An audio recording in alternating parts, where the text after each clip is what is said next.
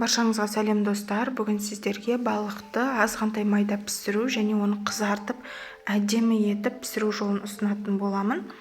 Алдымен балығымызды осылай дайындап алдық. Бізге салфан пакетке салынған ұн қажет. Ұнға осы балықтарымызды салып, жақсылап араластырып аламыз. Балықты мен алдын ала 2 сағат бұрын тұздап қойған болатынмын, тұзы жақсы сіңуі үшін. Енді осы салфан пакетіміздің аузын түймей жақсылап араластырамыз.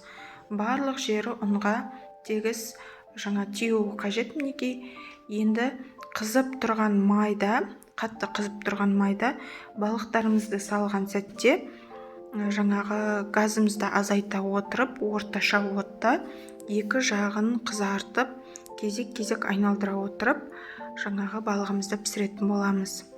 Жасалу өте оңай, қарапайым, ешқандай да панировочный сухаридің қажеті жоқ.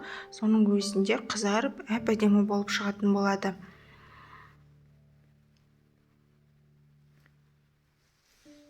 Балықты салған сәттен бастап 7-8 минут аралығында пісіретін боламын, яғни айналдыра отырып, осылай қызартамын. Екінші бетін айналдырып пісіріп аламыз. Қуырылып болдау деген сәтте бастапқы қалпына қайтадан келтіреміз. Яғни айналдыра отырып қызартып пісіретін боламын. Сол кезде сіздің балыңыз өте әдемі, дәмді болып пісетін болады.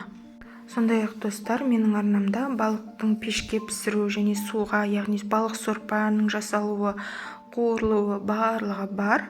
YouTube арнамда төменге сілтемесін қалдырып кетемін. Ұнаса қарап, пікірлеріңізді қалдыра отырыңыздар. Жасалуы өте оңай. Мінекей, қызып тұрған майда тек 2 шетін айналдыра отырып қызартып пісіретін боламыз.